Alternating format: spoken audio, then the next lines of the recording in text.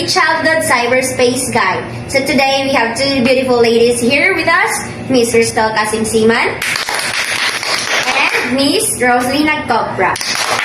Today we will talk about these internet-based technologies such as Khan Academy, digital portfolios, and video-based learning platforms.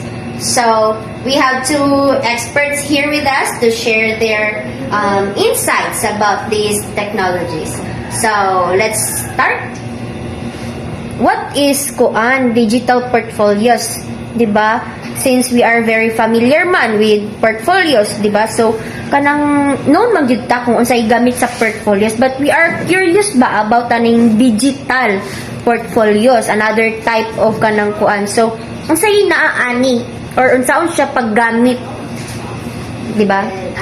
As for me, according to our kanang research of digital portfolios is not just about worksheets like kanang siguro sila magsulat-sulat tas i-comply.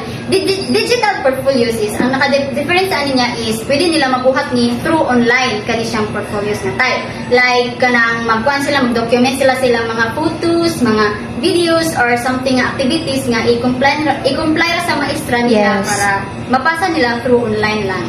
Siya Okay, ang digital portfolio app. Ikaw ma'am, basi na kay another ideas about this one, experience. For me is dako gid siya tatabang labi na sa mga kuan bitaw lay nga ang lagyo ng mga area sama sa bukid-bukid, yung mga kuan mga wala kay kuan bitaw, mga wala kay mga access. Correct. Kuan magid ko naka-experience ko ba sa inana bitaw.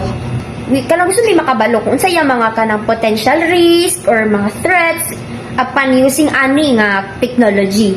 So basi na may ka-share.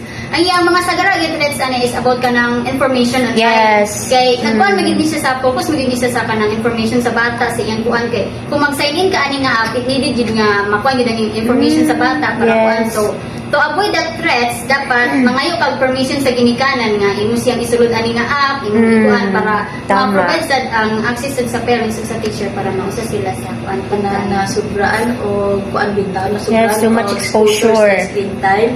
Di ba makita gyud nato nang kulang kay sila sa emotional, tapos ang kuan ang physical, di ba makita ninyo karon.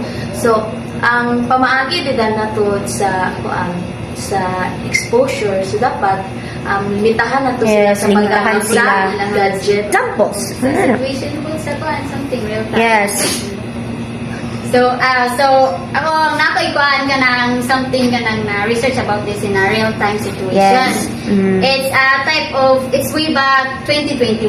Ang kaniyang digital portfolios, something na kuan ni siya or about other apps gyapon nga digital nga portfolios nga type nga. Kanang na-issue siya because of kanang ang teacher na backlash. Backlash like kana bitang murag na cut off ni siya nga digital tungod kay ang maestra nag-search siya og kana ang nag-send siya or kanang naghatag siya information about sa bata nga wala information sa parents.